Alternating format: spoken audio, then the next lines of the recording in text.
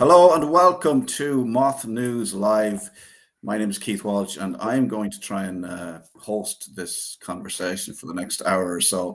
I have with me our chieftain, our Taoiseach, the MOTH News Taoiseach, chief reporter, Philip O'Connor from Sweden. And we also have Ewan MacKenna all the way from, should I say where you are? I believe you're in a chip shop in Mullingar, is it true?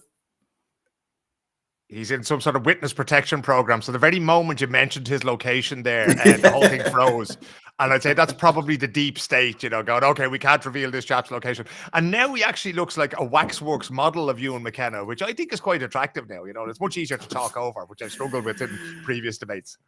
We're here to discuss the wonderful world of Conor McGregor and his whirlwind tour trip, whatever you want to call it, circus in the White House this week. He was invited to the White House by some very similar-minded men in the US. Let's have a look at this.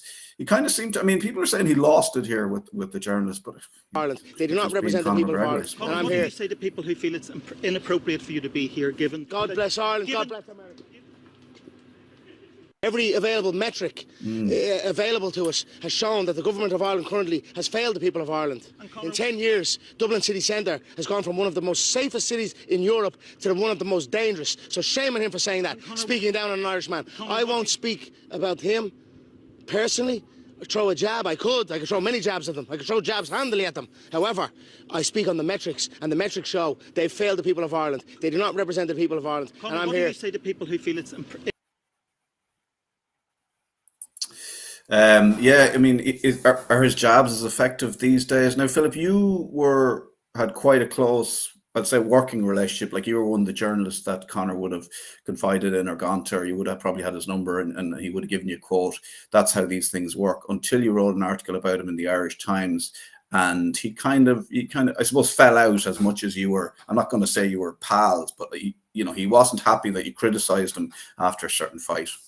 Yeah, so basically I covered most of Conor's career, Keith. We were never all that close. I never had sort of direct contact to him. It was always through people who were around him in his coaching staff and people who would have sparred with him and that kind of thing, But I have interviewed him on occasion. I've been to many of his fights. That period in his career where he was coming up through the UFC, it was one of the most incredible sporting achievements, if you like, because it was such a young sport. And to have an Irishman come through and ride roughshod through it the way Conor McGregor did from sort of 2014, 2015, 2016, 2017, it was just an incredible ride altogether. So the difference between me, I suppose, and everybody else who was covering the sport, as I mentioned, MMA was a very young sport, right? So the journalism that grew up around it grew up in the online era. And they kind of weren't used to people like myself and Ewan, who had come from, sort of a newspaper background or a local radio or radio background, So when we came in with the advent of Conor McGregor and a woman named Ronda Rousey, things changed. So here I was the mainstream. I was working for big Irish newspapers. I was working for RTE. And I was working for one of the world's biggest news agencies. And what I always found with Conor in the beginning was that there was a certain sort of respect. I'm that little bit older, as you can see from the grey beard and that kind of thing. So it wasn't just sort of, talking to MMA bloggers and that kind of thing. It was a different sort of a dynamic.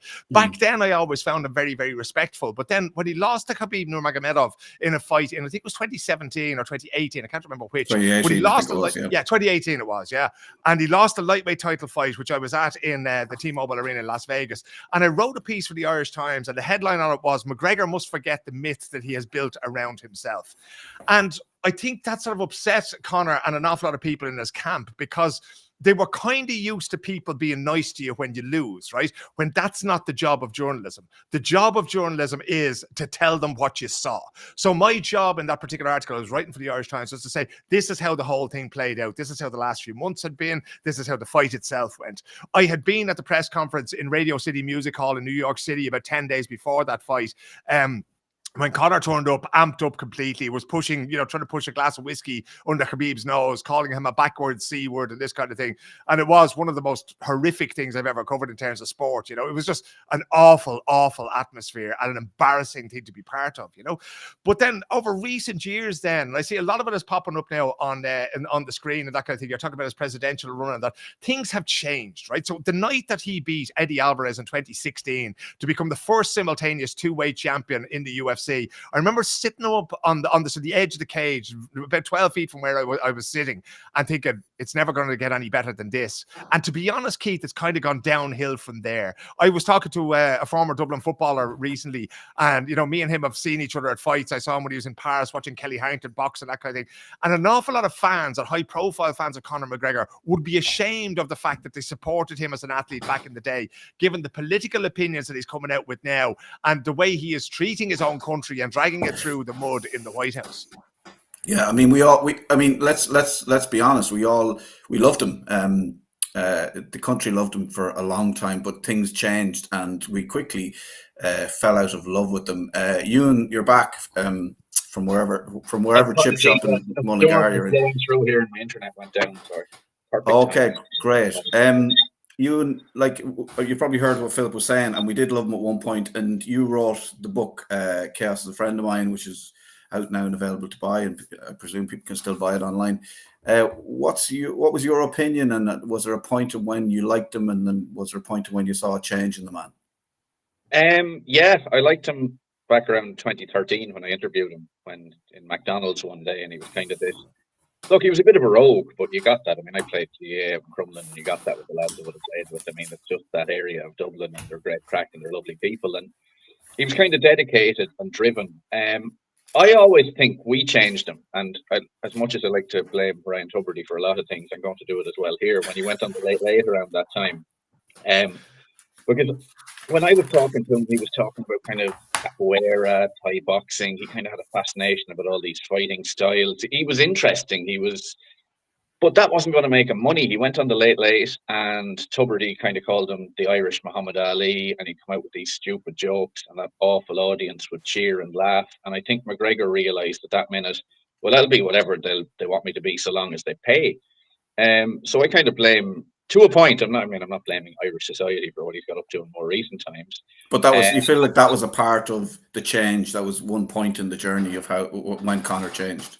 Well, we told him all along, as a society, that he could do whatever he wanted, and we let him away with it. He was a great fella when he was calling Dennis Seaver a Nazi. He was a German-Russian fighter. He was telling people to kiss them feet, boy, to black people.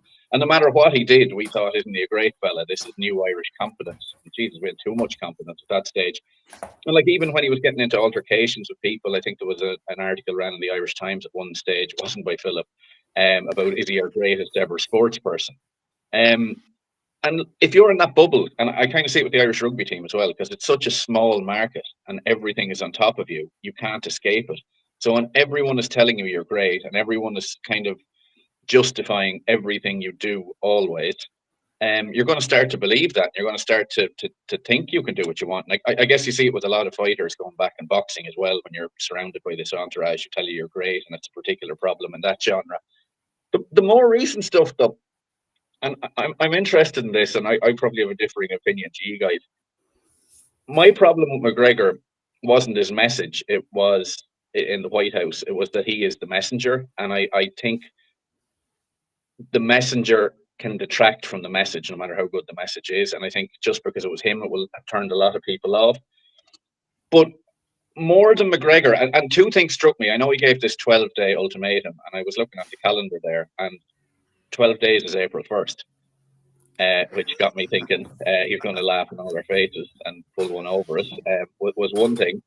The other thing, though, and I jumped into a few Twitter spaces last night, and there were some unsavory characters, but I like to kind of sit in the background and hear other people's opinions from all sides and kind of, look, there's an element of delusion in some cases that some people think, oh, the Irish government will back down, McGregor has them now, and this kind of stuff. But I think part of it is an element of desperation as well, because there's a kind of a group in society, a large group, who feel deserted. They feel nothing is working for them. They feel left behind. And while those who aren't left behind mightn't like it, they're going to cling on to something. And when people are desperate, they look for something to blame. And he stepped in as the spokesperson for that because he's so quite high profile. Now, in reality, he won't make a difference. As I say, he'll probably turn people away from the kind of immigration debate who might be on the fence because of who he is and what he's done. But I think those people's views need to be listened to as well, rather than just be told you're wrong, you're outcast, get out. Because I think that makes everything worse. Well, could I ask you, Ewan, hold on one go ahead, second, because again, this is one of those things that we go over and back on for years, right? When you mentioned this, and when I've been listening to other people talking about these things, right? And immigration is not something that exists in a vacuum, right? Immigration and emigration have existed since the dawn of time, right? There was a recent report there that we basically all come from the same 300 people in Ukraine or another sort of subset in Africa, right? So this is not a new thing.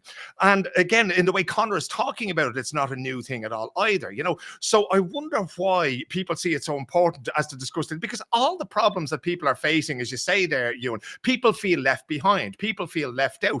And what tends to happen then is this sense of othering. There we go, okay, let's just blame these people over here for it, because that's the easy thing to do. The hard thing to do is to go and knock on the door of your Fine Gael councillor or your Fianna Fáil TV and say, pal, I voted for you. Now, why the fuck can't I get a home? Why can't I get an appointment with a GP? Why is there no GP at all? And that, to me, okay, immigration exacerbates some of these things, but it's not the fundamental root cause of it. And that's why I object to the fact that, you know, when he's standing up there going on about as if immigration is you know, the root of all evil, when he's standing there at the lectern in the White House, and it's not. It's corruption and it's cronyism, and it always has been in Ireland. Yeah, I a couple of points on that. I mean, you do get a hardcore out there who kind of think that we can just close the borders, no one can ever come in, and we'll just fish salmon and our economy will be fine. This kind of, and there is a loony right in that. But I think a lot of people as well, and it can coexist with the corruption and bad governance and all these things. Immigration is essential and it's a good thing on many levels, but it needs to be sustainable, structured, and vetted. I've always said. I mean, I don't, when I went to Brazil, it took me a year to get a visa. The police were in my house 3 times. I had to go before 2 judges. I had to show my bank accounts that I'd never need a thing. And that's not happening in Ireland. I mean, I saw the head of the Garda Immigration Bureau say everyone's vetting. That's a complete lie. Because one, you can't. There, he got shut down at the just as he started. There will be conspiracy theorists everywhere, and their heads exploding as Ewan was about to expose the Garda head of immigration or whatever it was. The thing about it is, though, like, okay, I mean, I think everybody's right almost in that the government are not dealing with the housing crisis. The government are not, like, the people in Ireland who exist in the lower socioeconomic areas and spaces of Ireland are not, their needs aren't being met, and it's just and the government just seems so frozen or, you know, stuck and just don't seem to be able to address these things. And it's just, you know, I know I'm saying the bloody obvious here, but like, it's just created this space where where we can blame other people. And it seems to suit the government that that's what's happening, because otherwise they'd come in and they go, well, hang on, that's not the case, and we need to do better. And they're not doing that. No, so this basically is a feature, not a bug, right? The reason that it's so difficult in terms of housing and that kind of thing is because the government is ideologically opposed to doing what needs to be done. It believes that the market is going to solve these things, and therefore it shouldn't interfere with it, right? And there's a bigger picture about this as well. There's an Irish journalist named Sally Hayden who wrote a book called My Fourth Time We Drown about what, let us call it, irregular migration into Europe, right? So her book is very much focused on the area, the North African coast there, particularly around Libya, and people trying to make their way from Libya to places like Brindisi in Italy, and to come up then to try to get into the system to claim international protection, right?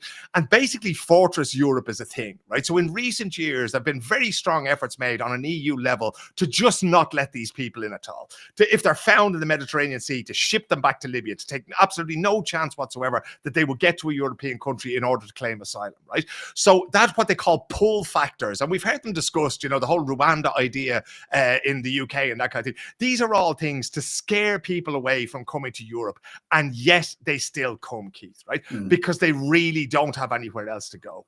And the big problem I have is when you hear people like Conor McGregor speaking about these things, right? They know absolutely nothing about where these people have come from, right? They don't know anything about the conditions the conditions for Hazara people in Afghanistan. They don't know anything about compulsory military service in Eritrea. They don't know anything anything about the situation on the ground in Somalia at the moment, right? And without knowing any of that, I'm sorry, it's like we're speaking a different language here. We cannot have the same conversation, because if you don't know that Hazara people can be shot dead in the street simply because of their ethnicity, then I can't have a conversation with you about why they come to Europe. Now, how they come to Europe, there are no legal routes to Europe, essentially, if you want to claim international protection, okay? You can go to a local embassy, you can try to get a visa, or you can show up at an airport with false documentation. That's it, right? So essentially, you're forcing people into the hands of people traffickers. And again, I've spoken to these people, right? I've talked to people who paid thousands of euros to people traffickers in Turkey, who've been brought across the mountains from Afghanistan into Iran, on into Turkey, and then on to into Europe, into places like Macedonia. And the first thing they want to do is just get the fuck out of there and get somewhere that they think is better, preferably to somewhere like Sweden, where they already know people. But there's such a depth to this discussion that it's impossible to have when Conor McGregor is standing at the White House lectern, and it's impossible to have on social media, or sometimes even the conversation like this, even if we're going to have an hour to have it. It's very, very difficult to explain what the motivating factors are. But I think it's very important that we go back to what Ewan was saying about the vetting process and that kind of thing. It's not something I agree with, but Ewan, you were going to say something. I've heard you speak about it before, about the Gardaí saying everybody is vetted, but you don't believe that to be the case. So you might make that case for us. Sorry, well, they aren't, because there's three ways in. One, and I have friends that work in Aer Lingus and Ryanair, and we know, like, a lot of people flush their passports down the toilets on flights in. We know they come in with nothing. You can't vet someone if you don't know who they are. Secondly, even if they do have a passport and they're from a country that doesn't have a database, you can't vet them. And thirdly, if they are from a country with a database and you have their name, we don't vet them, because FOIs have shown the Gardaí used that twice last year. 2 people were checked. So we're absolutely not vetting people. And on that, I guess this is where me and you will disagree slightly. And the government should be doing more. I hear people give out about the phrase Ireland is full. And I kind of listen to that, and I think it is. I think it's full, not literally. I mean, but you're not going to be putting people in caves and hedgerows and stuff. There are no houses. There are no spaces in hospitals. There are no spaces in schools. That is what the full element means. And yes, maybe there should be more houses, but you can argue there should be more of those things. But that would be the equivalent. If you give me a small glass and I want a pint glass, and I start pouring my pint, it's going to flow over the top, just because I think I should have a bigger glass.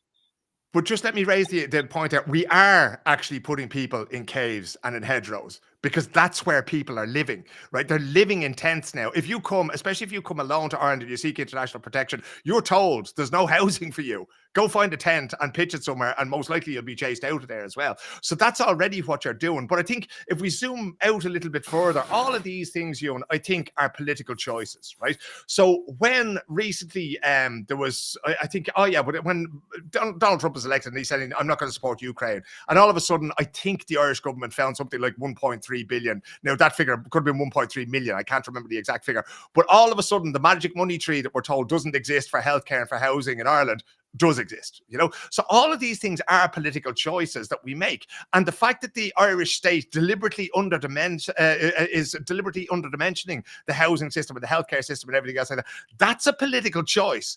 And you can also make the political choice to do those things and to invest in these things properly. So again, I would go back to the point that it's not immigration is the problem. If you were to take every immigrant out of Ireland in the morning, those problems would still remain.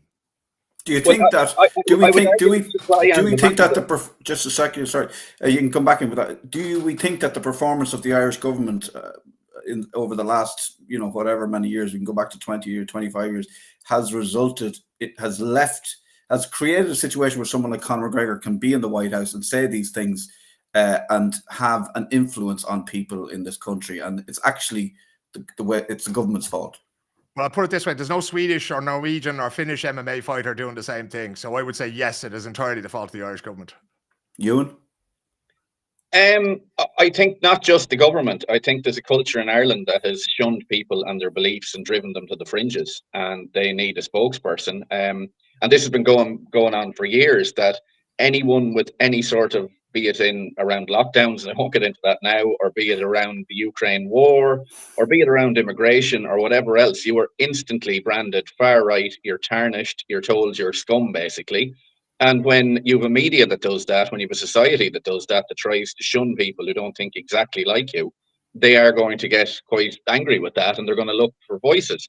And just on the other thing, I mean, yeah, I agree to a point, Philip. I mean, yeah, the supply has been crap, absolutely. But it's a double-edged sword. When supply is crap, you can't drive up demand at the same time. That's also a political choice that is absolute madness. And there's a few elements to that. I mean, when you have hotels being taken over, that is the lifeblood of small towns. That impacts then suppliers in a local town, taxi services. It impacts the tourist industry, restaurants. And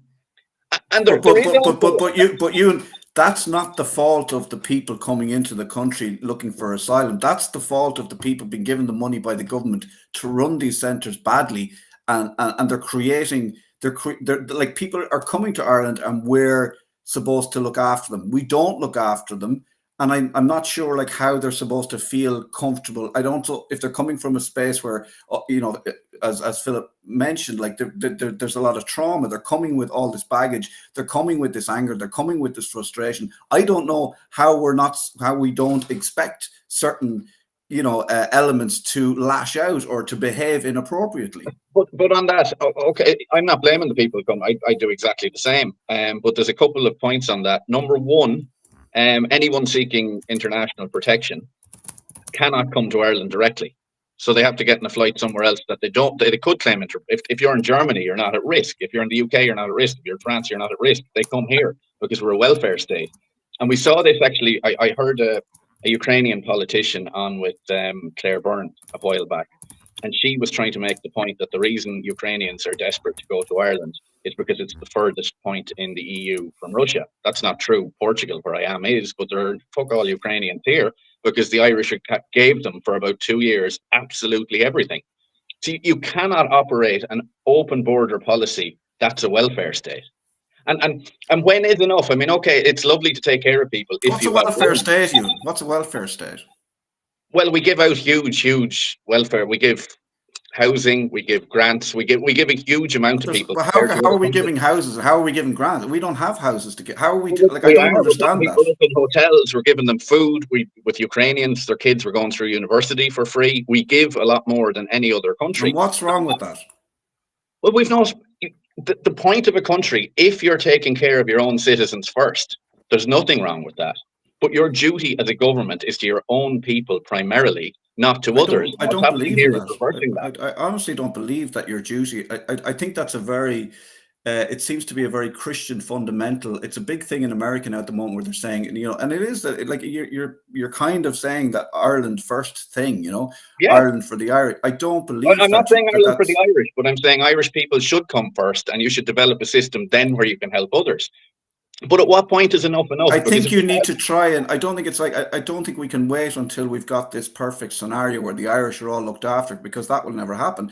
I think we definitely need to look at, you know, the people who need support in Ireland. We definitely need to look at them. But like at the same time, like we also, like we have politicians coming on the on the news in Ireland and calling people who are, you know, struggling with addiction and calling them junkies. Like this is a class problem, right?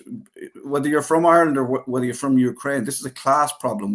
We have an issue with class. I don't really think that we can get to a situation where we look after all the Irish and then we can start bringing people in. I think we need to do both. And I think I don't really get the whole welfare state idea. I think welfare is a good thing, and I think Ireland is a good country, and I think there's some things we need to fix, but we should and we can look after everybody, and it shouldn't be, you know, one over the other, because like, who are you? At what point are you saying, well, actually, where was your grandfather born? Like, how far back do we go to call somebody Irish? Well, a couple of things on that. Number one, for example, the main countries are people seeking protection come from happen to be Georgia, where I've been, Albania, where I've been, Algeria, where I've been. None of those countries are at war. They mightn't be perfect, but if we're taking people from countries, and what's happening then is, and this is the lovely Irish welcome, there are people who genuinely need help who come here, and then they're shoved into City West where there are gangs of Algerians stabbing each other who actually are here for the fucking handouts. And that's Where do you draw the line? Sorry, who are the gangs? You can't say things like that, Ewan, right? But this is the kind of thing, and this is why it's one of the things that disappoints me most. It's one of the things we disagree on most, right? Is when you go into that marauding gangs thing and that kind of thing. Every single person who comes to Ireland for whatever reason comes for a reason, right? They have their own specific reasons for doing so. Just bunch people together and go, oh, there's Algerians stabbing people out in City West every night of the week. The first thing is it's not true, and it's also that kind of othering that allows us to say that whole group of people, the Algerians, the Kurds, the Albanians, the Georgians, we don't have to care about them, right? So let's not go down that route. Of course there are criminals coming in. Of course there are people we probably wouldn't want in the country coming in. Of course there are people who are going to get sent back coming in. I think about 90% of the Georgians coming over at the moment, despite the fact that the last election in Tbilisi was a bit of a disaster, are getting sent back anyway, you know? So like these things are happening. To suggest that they're not as disingenuous. And just one final point on the welfare state. 38.80 a week is what you get as an IPAS applicant. I think it's 29-30 euro for a child. That's not the most generous welfare in Europe, you know. No, and you can talk about housing. But there has been for 90 days. Algerian man demanded in custody over a Listowel stabbing, and that was in the IPAS centre there. I mean, there are women and children genuinely. But I don't think anybody's saying that there's going to be, like, every country, every population, every culture, there's bad elements, there's good elements. This is a nice country. We look after people. We have, like, if a welfare state is a bad thing, you know, I don't, you know, bring it on. Do you know what I mean? Like, and I think that you're going to get people coming in from, like, look, there's a hotel in the town I live in. I don't know who's in there every night of the week. I don't know what they're doing, you know, behind the closed doors. I don't know what they're doing when they go to the pub. I don't know where they're, like, there's so many unvetted people, you know, coming. Someone could be unvetted coming up from Cork and staying in a hotel in Newbridge. And we've had our own, like, Irish-born, you know, serial killers. Do you know what I mean? And nobody knew where they were, where they were living, where they were staying. Like, this is a fact of life, and we need to look at this. Is how, like, this. Let the law look after the criminals, and, like, we cannot say that. Can I give you 2 examples, Keith? Can I give you 2? I'll give you a couple of examples. There was a man jailed in Dublin, a Guyanese national, Randy Gladstone, yesterday for false imprisonment and rape of a girl in 2023 in Dublin. He came here with 19 convictions in the UK for rape, and we'd let him in. We didn't vet him. And actually, when he tried to leave after that, we vetted him and stopped him getting back on the boat to England and kept him here. There was a Pakistani national who was up for rape in England, again, loads of charges. He came in here because he said he had ocular albinism, and he raped 2 women in Sligo. The guy who stabbed in Dublin the other week, the South American national, he overstayed his visa, and he'd been in trouble with the Gardaí many times, and he wasn't kicked out. So I mean, we need to look at the failings of a system, which is fine, and nobody's disagreeing with that. There are people getting in, and they shouldn't be getting in, right? So there's a failing there, and we focus on that. But if we're talking about Algerians and people from like the gangs, and, like, if we don't focus on the problem, and we dirty the waters with this, like, unhelpful rhetoric about, you know, people, you know, coming from other countries and creating all these issues, it's not helpful. 95% of women in this country who are attacked or raped or sexually abused or you know, coercively, are living in a coercive, controlling situation. It's somebody they know. It's their husband. It's their father. It's their son. It's like, this is not the criminals in this country are not mostly, like, you're picking and choosing to prove a point. You know what I mean? You're working backwards. One is the space element, and one is the crime element. And again, most of them don't commit crime. That's fine. But again, just because we had the IRA already here doesn't mean we should bring in ISIS back in the day. Because just because Irish people commit crime, well, sadly, we can't get rid of them. We'd love to send them to the South Pole and bury them under the jail. We can put them in prison, or we could, like, the law is there to work for everybody, as well as the welfare state. We're paying people, convicted criminals, to come here, commit more crimes, and then we have to pay to put them in jail. What percentage? Because it's going to happen. They don't have the stats on that, because I was actually listening to a podcast on this in Ireland. They don't do it, but England did the UK did a study on this yesterday, or last week, excuse me, and I think it was 33% of crimes, disproportionately, of violent crimes, are committed by migrants. But who said that? Okay, well, The British leave TV. the UK. It's on Grip. I know it's not your favorite, but there's a link to it actually on Grip. Well, No, but this is it, because I've heard these things. I just want to bring Al in, and I know he'll have his thing to say. And Philip, you can keep talking there, but I just want to say Al's coming in. He's going to be here if there's another phase. But Philip, you know what? continue. When the big dog is here, I'm going to let him bark. There he is now, Al. How are you keeping?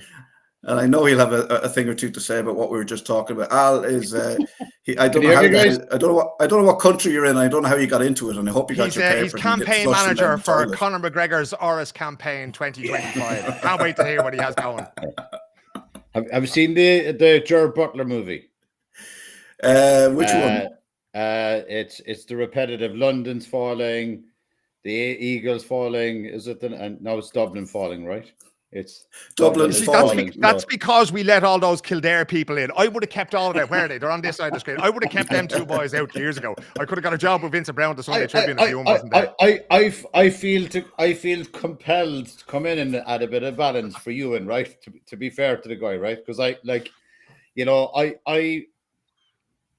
I'm middle road in terms of I'm apolitical, right? I have my views, but I'm apolitical in terms of I just want to see Ireland getting back on track and getting a bit of patriotism back and back to where we were a welcoming nation, right? And somewhere in the middle, I think the balance on the conversation is, and you and I do have some data that I'm working on, that I'm getting from sources. I don't want to disclose the sources that are actually specifically looking at supporting your argument that there has been a demonstrative increase in crime specifically focused on women of a certain age group, which are not even on the radar in terms of the CSO, because they're some of them are unreported in terms of groups of males in group from a certain area, right?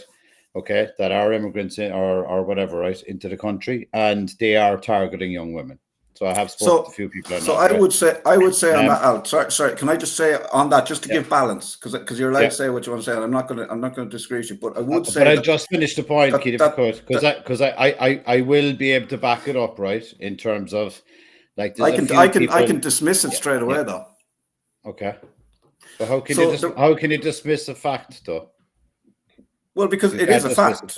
No, but I can dismiss. But how could you just dismiss a fact where I've spoken? I can dismiss. I can dismiss the reason for the fact, the reason for what you're saying. So there was a drive by an Garda Síochána a few years ago, right, to encourage women to come forward and to disclose if they have been, that women would feel safer to come forward and say they have been abused in some way by a man. And this drive.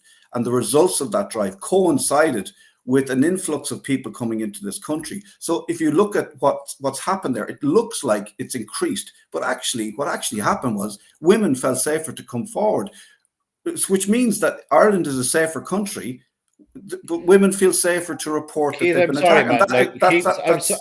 Keith, I'm sorry. I'm not saying that we have to. I'm not saying we have to agree. I'm just saying that is. But you shot down my point without even listening to the point. No. I just had to say it for balance. But that's not what we're talking about. That's not balance. That's going the other way again. The balance is you have to start listening to the people, which is why we're on this show today, because there's a guy who's getting an audience in the most influential office in the free world, right? Argumentatively, right? And it's not somebody from a political point of view. It's not somebody from our elected government. It isn't an elected official. And I've just returned from the US. So Keith, sorry, like you're talking shite, honestly. Like in terms of I mean it, dude.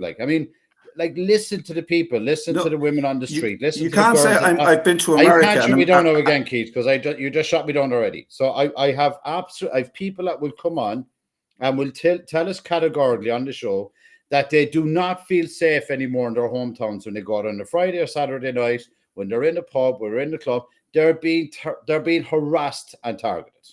Okay, and that's a fact. That is a fact. It's a fact that they're willing to come.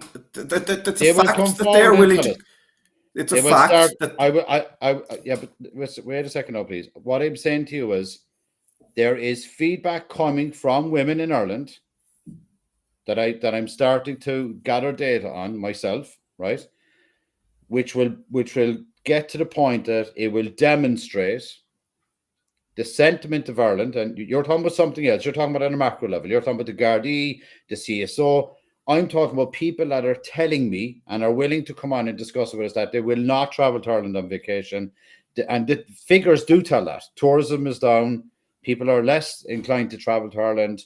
I can share posts out to Wazoo of people recording Dublin at night, recording Cork at night, recording Limerick at night, recording Tipperary at night, random attacks on the street, brawling on the street. This is real, Keith. Like, I mean, you're got into like domestic abuse. That's a total different conversation that we're having here.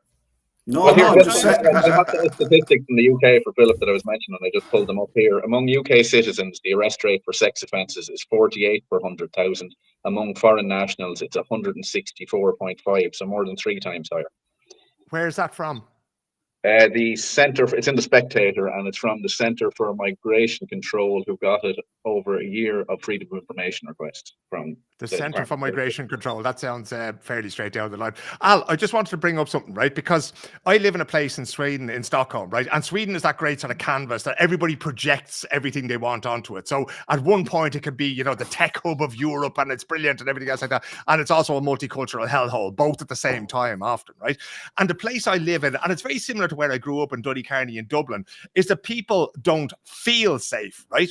That doesn't mean that they aren't safe, right? And people like me who live in the place that I live in, and there's a girl from Cork just after moving in just up the street from me. She's a student and she's moved into these lovely student apartments. And she's talking to her neighbours and they're going, oh, you have to be careful, you have to be careful. My 2 daughters never had a problem growing up in this place, right? So we have to be careful about data is one thing, actual incidents is one thing, but you can't measure people's feelings of safety and security, because what are they influenced by? Obviously, they're influenced by your environment, what you see around you when you're walking home from the tube on a given evening, but they're also influenced by things that people say and write and see in media and in social media. So if you talk long enough, I mean, there's people that my wife works with, they go, I can't believe you can live in that place. Must be people shooting each other every day of the week. Never happens, you know. So I think when we're talking about data and that kind of thing, like, we have to tell the difference between anecdote and data. And I would absolutely love to address why people feel afraid on the streets of cities and towns in Ireland. And I think it's very important that we do that. But we have to do it from a place of compassion and say, right, what is the roots of this? What is the real cause of that fear? Now, if that fear is a gang standing outside your door and throwing bricks at your windows, absolutely, right? But if that fear is coming through the radio, and if it's coming through websites, and if it's coming through TikTok, then that's something else entirely. And how we address those things, they simply require 2 different responses. Yeah, look, I've shared on our own chats throughout the week. I've shared quite a bit of data backing this up, right? I think we're talking cross purposes to some degree, Philip, right? Where and you know what you actually spoke to is a bit of a paradox in itself. So what you're saying is, anecdotally, if somebody doesn't feel safe, that could be some kind of macroeconomic impact or some kind of environmental impact that they don't feel safe. Right, but if you look at it and take the kind of the conversation or the argument at its height, or the debate, which is a healthy debate, right? You know, I've travelled 4 cities in the last 2 weeks, right? And there's one of the people that I'm actually speaking to has travelled to 3 of those 4 locations, and in those locations they have the exact same influx as what we have in Ireland, okay? And they still they feel safe on the streets. They've commented on the fact that they feel safe on the streets because it's controlled. So we're not talking about sentiment or anecdotal stories. We're talking about there just seems to be a blatant lack. That just means that they have. There seems to be a blatant lack of control within Ireland at the moment in terms of. Maybe, as you correctly said, Philip, we're not disputing the fact that, is it the narrative? Okay. Is it what's been demonstrated? Is it they're just showing the 10% or the 20% of cases that this is directly correlated with it? And you know, it's not for us to decide that this has to be backed up, but we're talking about a very different issue here, which is the sentiment of Ireland at the moment, which I've been speaking to for the last number of weeks, and I'm happy to pull in sources on this, right? Okay, have said to me the general sentiment towards Ireland at the moment is negative. So that's a different issue, though. Surely that's a different issue. But I think let's look at the solutions to this, gentlemen, because it's one of those things. And, you know, we can all sort of sit here and sort of pull on statistics and videos and everything else like that. But it would strike me that when I look at these things from my own personal perspective, right, I'm always looking for the underlying cause of these things, right? There's an enormous social inequality in Ireland. And indeed, when we were all growing up, we're all of a same or similar age, within sort of a 10 or 15 year span there, right? We all knew the places like Finglas and Tala and Ballybun, and, you know, there were other places in Limerick at the time in the 80s. There was a lot of stabbings going on and that kind of thing, right? And all of these things were to do with socioeconomic factors, right? That's where these things were happening. What you were saying there, Al, is very interesting, because you mentioned 4 cities and people don't feel safe in Dublin, right? That would suggest to me then that maybe immigration isn't the problem, but policing is the problem, right? And that's where we get so tied up. It's such an emotive subject, as this conversation has shown, right? We're all sort of in our little sort of, you know, we're all in our little trenches now talking about these things from our certain perspectives, and we all come at this from different places. But I think what we need to be doing is looking at the solutions. I don't think that the Garda Síochána is very well resourced. If you follow Michael O'Toole, who works as a crime correspondent for the Reach publications, I think he's in the Mirror and the Sun, or the Sun and the Star, one or the other, and Michael is absolutely brilliant on this. Every Garda that goes into retirement, everyone that comes out of Templemore, he's on top of, and he will tell you, and his reporting will tell you, that it's not a well resourced force. The same thing now, I think I saw a thing today where they're sort of, you know, they're talking about lowering the standards a little bit. We don't need to do that. We need to up the intake and get better people in there, you know. So they're really the things that I think it's quite simplistic. And we found this last year around the European elections and that kind of thing, when certain political parties were happy enough for others to have a go at Sinn Féin for flip-flopping on immigration, that kind of thing, because it took things away. It took the conversation away from the housing crisis, from policing, from health and social welfare. Philip, surely it's letting them off the hook, though.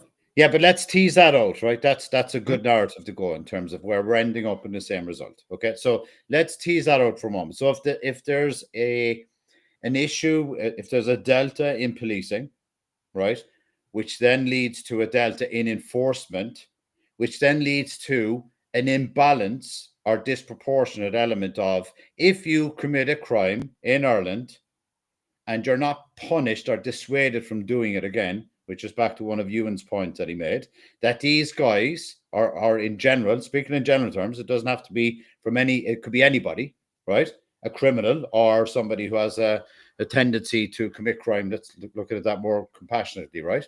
Okay. If they're not stopped at the first instance, they will continue to repeat and do and conduct in the same behavior, and it will gather momentum within that group.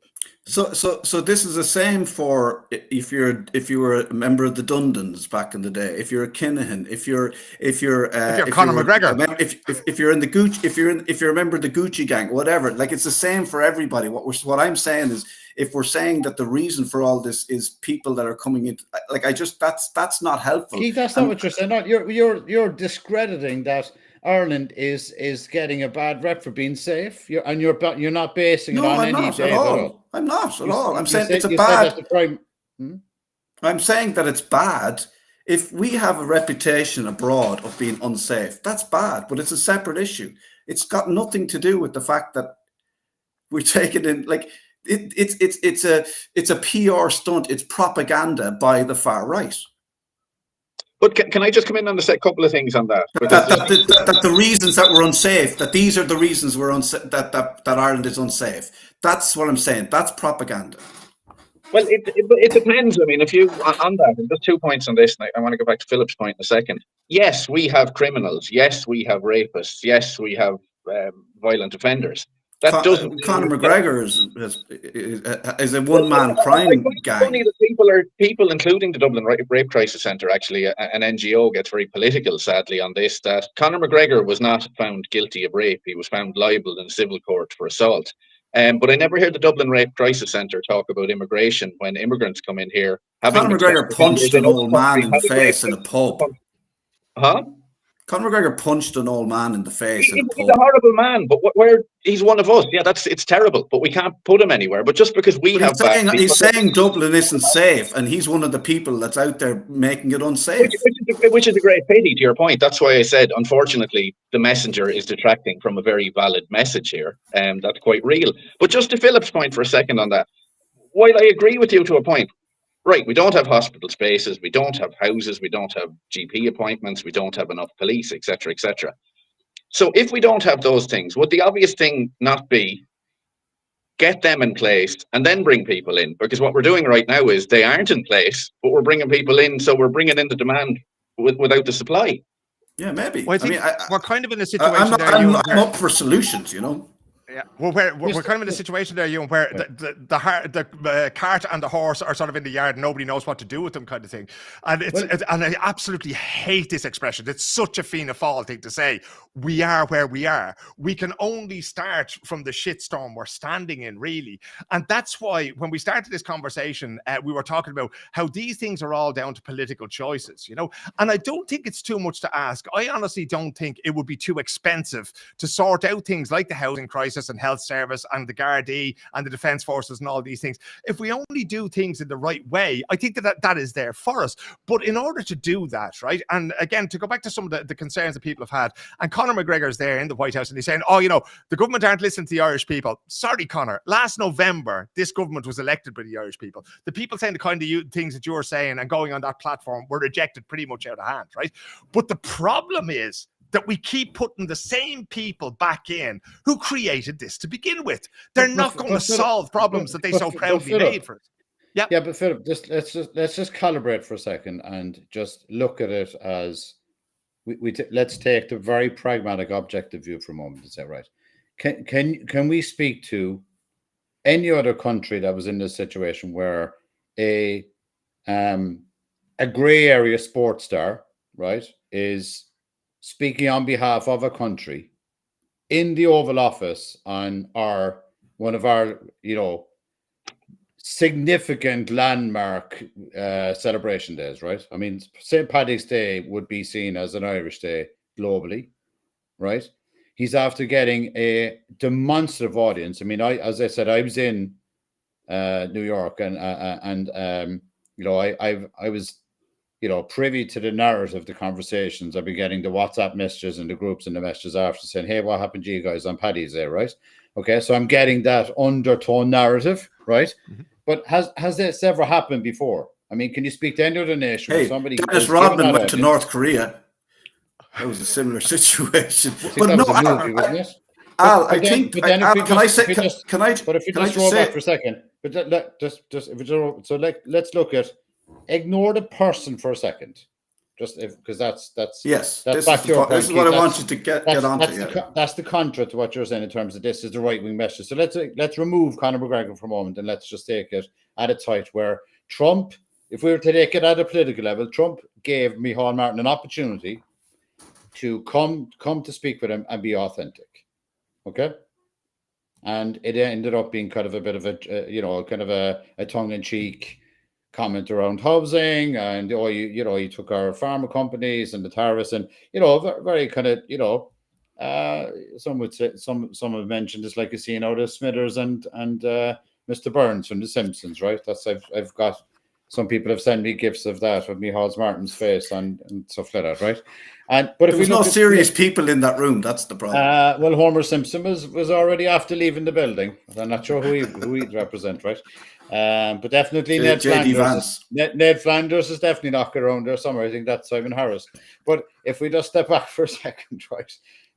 Look at the points that the guy made. So what he's saying is, I'm going to stand on the global stage with in Trump's invitation, where he's essentially excluded or elect officials, right? Okay.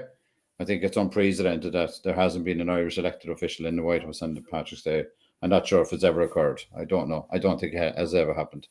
And he's raised points that has caused, like, it's the equivalent of a verbal civil war, right? I mean, it's absolutely blasted in two different directions. I don't think anybody's sitting on the fence in this one. They're either in or they're out. They're either agreeing with him or they're not. So it's aggressively disagreement or agreement, except and exclude the person. So for us to do people justice, we want to listen to what we're saying. And we've been saying for a while, I've been blowing this trumpet for a while that the US sentiment for Ireland is on the nosedive. I've said it in a very, very, I've been very vocal about it. Okay. And now this completely compounds it and confirms it. So if we took it back for a second, what is our view on the actual points he's making? That's what I want to get to in terms of the discussion. Because I don't think we've touched off that yet. No, I mean, the big thing is, so his ultimatum, he's given a 12-day ultimatum to the Irish government. And what he's saying is, if you guys don't close the borders, I mean, it's all to do with who we're bringing into this country. And it's all to his whole message is that they've ruined this country. Dublin used to be safe. Now it's not. We need to close the borders. That's exactly what he's saying. So what does that mean to everybody? Like Ewan, what do you think of this, 12-day ultimatum? Like, what do you think of what he's saying? He's the wrong man. He's the wrong man to deliver it, but let's look at what he's saying. I genuinely think I think he's covering his arse, because obviously no one's going to listen to his ultimatum, and he sounds like a fool. And again, it goes back to that messenger versus message. I think he's covering his arse, because when the government don't listen to him, he's going to turn around and go, haha, April Fools, because that is the 12th day. And I think he's going to go through that White House thing was a joke. So he kind of played it both ways there. But it goes back to, I mean, look, this is the problem. And like, I think there's a middle here. I don't listen to people who say close the borders, all immigrants out, every immigrant is terrible, because you can't function like that. But I think people who are quite reasonable about it get tired of that, so they're not heard. Because again, it goes back to, I mean, our immigration is not structured. It's not sustainable the way it is. I mean, I would even ask, like you were saying earlier, it's our duty to take care of people who need help and who come there. But like, 2 billion people in the world need help right now. I mean, where do we draw the line? Do we help them all? I don't think we can do that. I don't think we'd ever be asked to. Well, it's getting there. I mean, I'm not saying 2 billion, obviously, but I mean, it definitely would be full then. There are numbers coming. I mean, it's nice to say we should have more GP appointments, but that isn't great for kind of Mary in a tie when she can't get to see her doctor because there's 100 extra people there who happen to come here.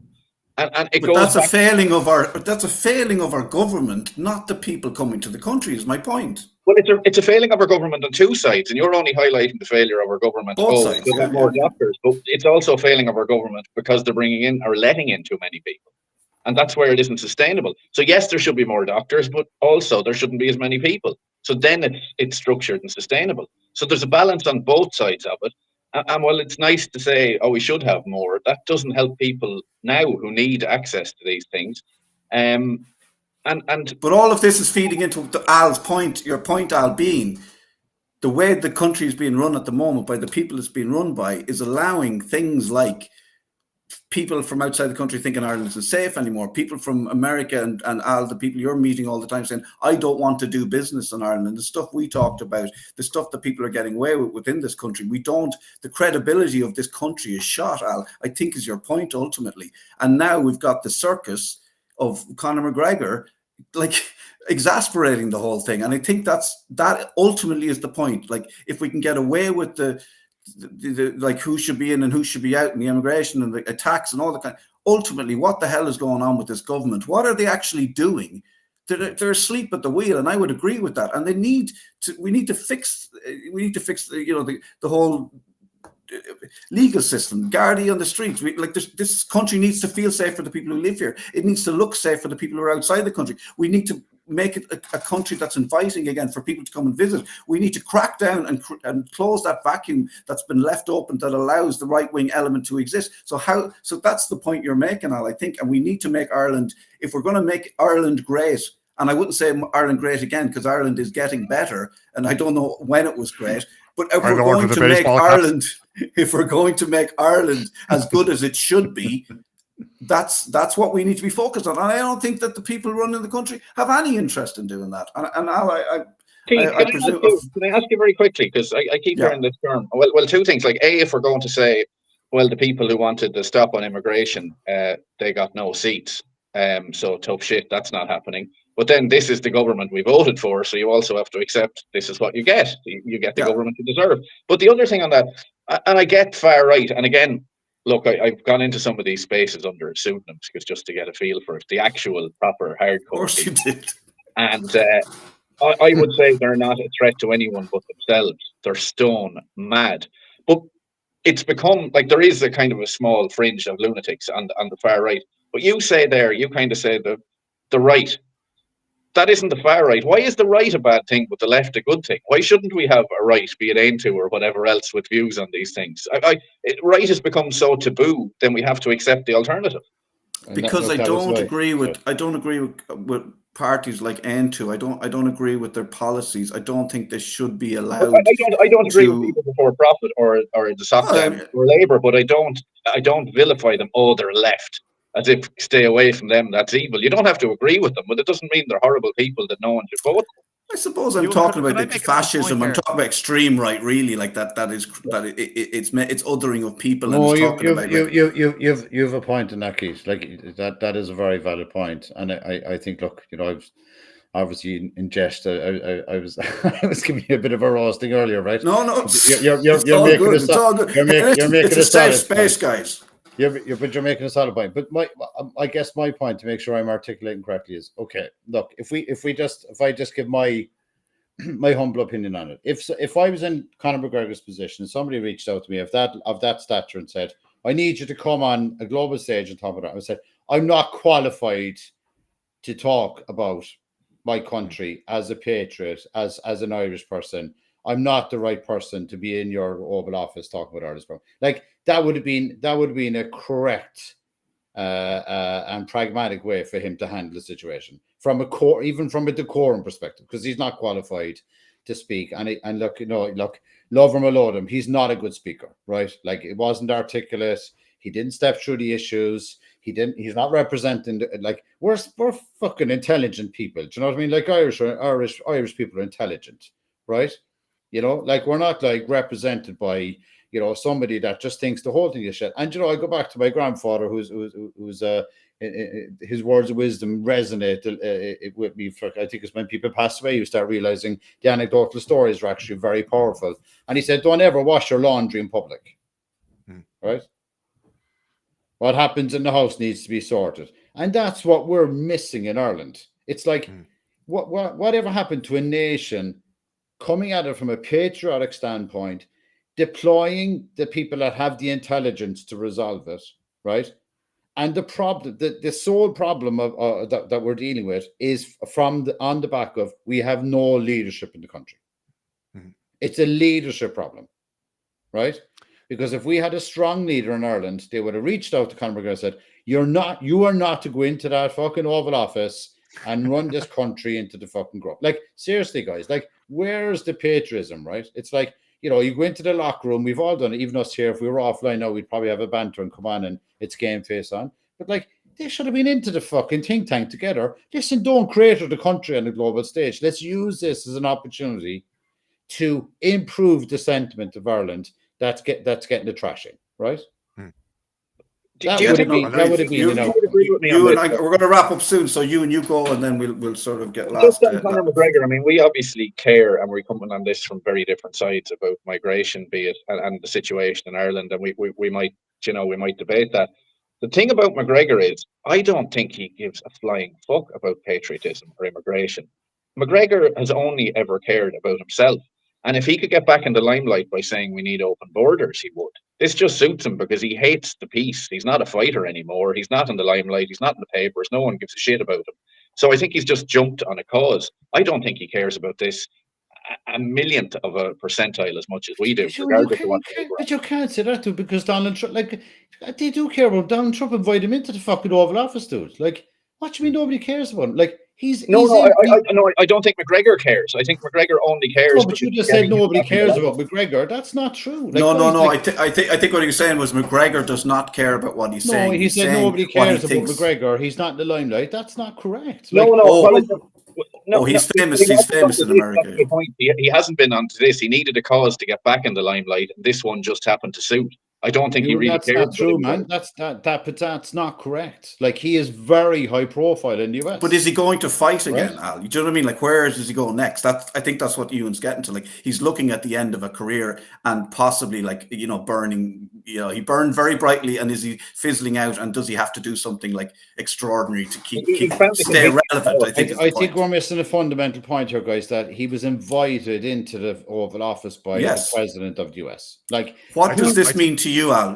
Very, very, very quickly. What does that mean to you? It's representing our country. So they've gone to somebody that's grey, and in the red with a lot of people in the country for what he represents, how he conducts himself, on the back of a very serious allegation, as you correctly said. Okay, you went into civic, but like it's serious fucking So stuff. they've invited the biggest clown of Ireland to degrade, to make us look silly on the world like stage. a fucking circus. Okay, that's a good point. I think that's true. And Philip, I think the big thing is that we need to look at Micheál Martin going in there the 12th and sitting there and tugging what's left of his forelock and hoping to get out of there intact. And all the papers saying how well he did. And then 5 days later, Conor McGregor standing there generating far more light and far more heat than a wet end like Micheál Martin is ever going to do.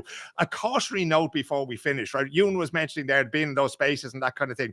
25 years ago, Sweden was very similar, Ewan, right? So the Sweden Democrats, who are now propping up the government to the confidence and supply arrangement, they were polling about 1%. Then it was 2%, then it was 4%, then it was 8%, then it was 16%. They're now the second biggest party in the country, right? So I would always be Cassandra in that situation and say, once they get somebody charismatic, McGregor might have been that charismatic person on the Irish far right if he could actually speak. As Alan says, he's not that great an orator, despite the things he did coming up in the UFC. I think we have to be very careful. And I think the only way that we beat that sort of anti-solidarity, if you mind, it's not debating them in the marketplace of ideas. It's providing the opportunities for everybody to survive and to thrive, so that my children and your children, Keith, and your children and Alan, and I'm sure that you, and there's probably a couple of kids around there with your name on them as well. It's providing those opportunities, not that you know of, but it's providing those opportunities for everybody, because essentially that's what we're all fighting for, is the resources to guarantee the futures of our families. Yeah.